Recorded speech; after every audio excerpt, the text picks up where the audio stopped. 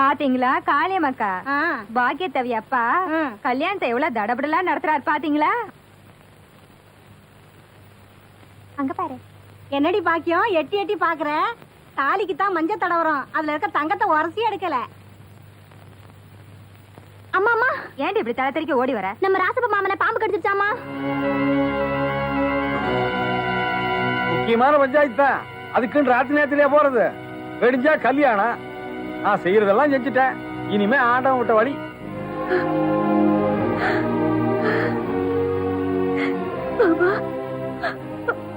மாமா அப்பா அம்மணி பாத்தி எப்படி கல்யாணத்தடிக்கு இப்படி நடந்து போச்சு. வைத்தியர் வேற 10 மணி நேரம் கெடு வச்சிருக்கிறாரு. நான் நிச்சயம் பண்ண மாதிரி வெடிச்சவும் கல்யாணம் நடக்குங்கிற நம்பிக்கை எனக்கு இல்ல அம்மணி.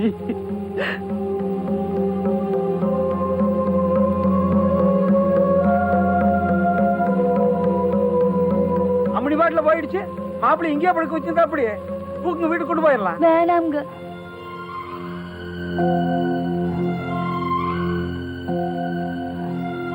என்ன பாக்குறீங்க? விடிஞ்சா கல்யாணம் நடக்காம போயிடுமோன்னு நீங்க சொன்னீங்கல்ல, இப்ப சொல்ற கேளு. வைத்தியர் கெடு வச்சாலும் சரி, நான் கும்பிடுற ஆத்தாலே கெடு வச்சாலும் சரி, என்ற மாமன் கட்டுற தாலிதான் என்ற கழுத்துல தொங்கணும்.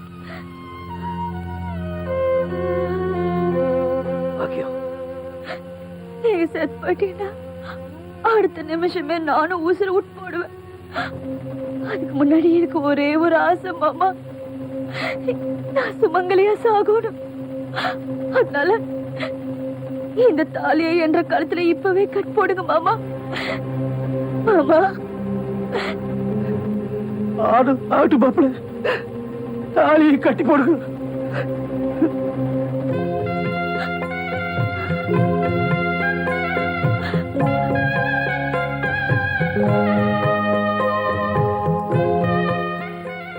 அன்னைக்கு வைத்தியரையோ கடவுளையோ என் பாக்கியம் நம்பல.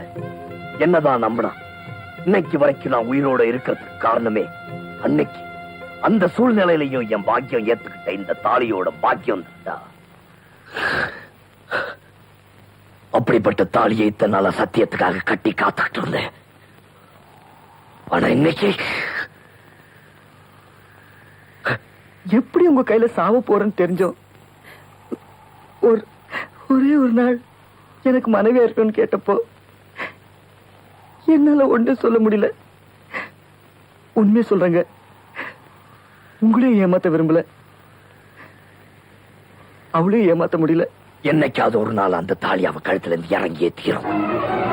இது ஒரு சத்தியவதியோட தாலிங்கிறது உண்மையா இருந்தா இது என் கழுத்தை விட்டு இறங்கவே இறங்காத.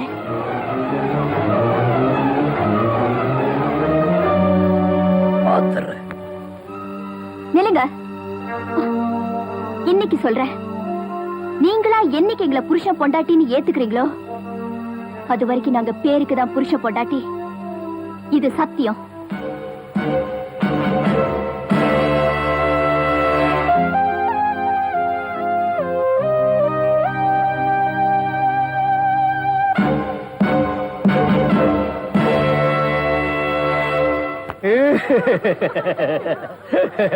அம்மா சாகர வயசாயுது, இவ்வளவு சின்ன வயசுலயே பொட்டுட்டு போயிட்டியே.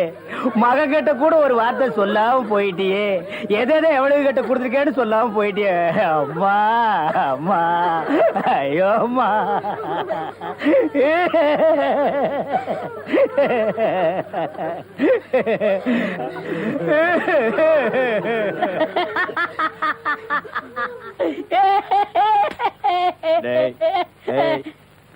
ஏன்டா சிரிக்கிற? இது என்னது? பார்த்தா தெரியல, இது பொணம்டா. திருவள்ளுவர் என்ன சொல்லிருக்காரு? என்ன சொல்லிருக்காரு? இடுக்கண் வருங்கால் நகுக. தும்ப ஒரு நேரத்திலேயே சிரிக்கணும்னு நீங்க தான் சொன்னீங்க. உங்களுக்கு ஒரு நியாயம், ஊருக்கு ஒரு நியாயமா?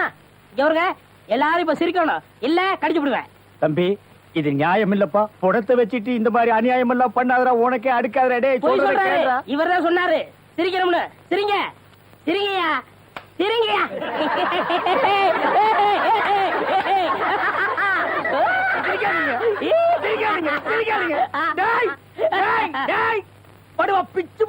என்னது போனா நான் என்ன சினிமா நடத்துறேனா டிராமா நடத்துறேனா இல்ல அனாதை பணத்தை போட்டு காசு வசூல் பண்றேனா? எங்க அம்மா செத்து போயிட்டான்னு அழுதுட்டு இருக்கிறேன், எல்லா கம்முனாட்டிகளும் சிரிக்கிறீங்களாடா? அதான் போய் சிரிங்க சிரிங்க. ஏய், வேணாம் வேணாம் வேணாம் வேணாம்டா. டேய், ஐயோ பேய் பேய். என்னடா இது? தூக்கம் வரலன்னு 2 மாத்திரைய அதிகமா போட்டுக்கிட்டு கொஞ்ச நேரம் தூங்கிட்டேன். அதுக்குள்ள பாட கட்டிட்டீங்களே. அதெல்லாம் கிடையாது. நீ செத்து போயிட்ட, தம் கட்டி படுத்துக்க.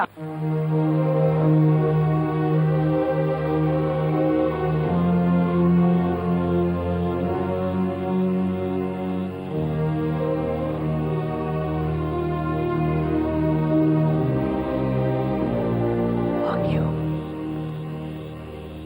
இன்னைக்கு ஒரு சின்ன பொண்ணுகிட்ட நான் தோத்துட்டேன். என் மனசு எப்படி இருக்குன்னு உனக்கு தெரியும்ல.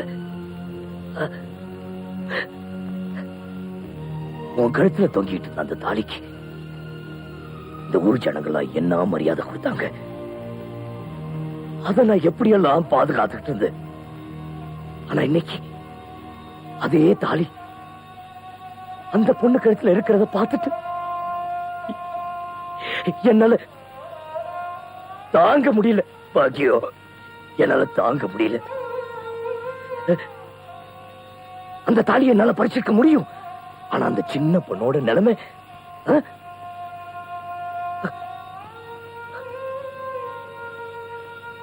பாக்கியம், ஒருவேளை நான் உனக்கு கொடுத்த சத்தியத்தை என்னால காப்பாற்ற முடியாதோன்னு எனக்கு ஒரு சின்ன பயம். சின்ன பயம்.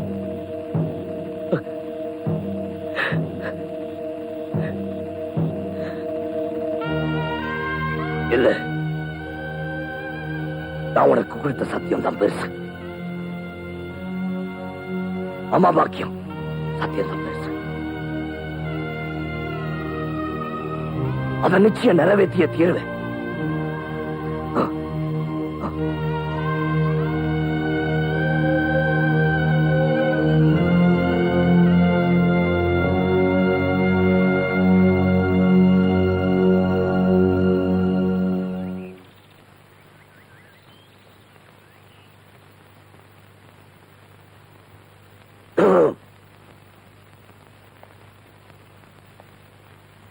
ரொம்ப சிரமப்பட வேண்டாம்னு சொல்லுங்க. படுத்துக்க.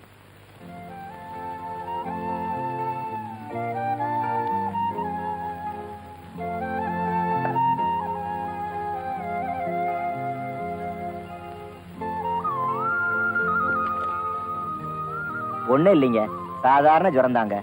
இந்த மருந்தை கொடுத்தால சரியா போயிடும். அம்மா, இது 3 வேளை கொடுங்கம்மா. சரி, உடம்ப பாத்துக்க. ஒரு நிமிஷம்.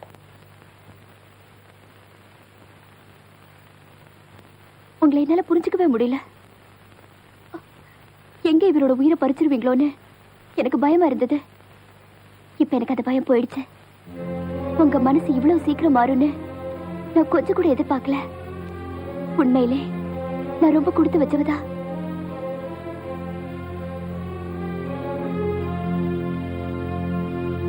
தூக்கு தண்டனை கைதிக்கு உடம்பு சரியில்லாம போயிடுச்சுன்னா அவ உடம்பு சரியானதுக்கு அப்புறம் தான் அவனை தூக்குல போடுவாங்க. அதே மாதிரிதான் இதுவும். உங்க நிர்வாகத்துல இதுக்கு பேர் சட்டம். நான் செய்யறது சத்தியம்.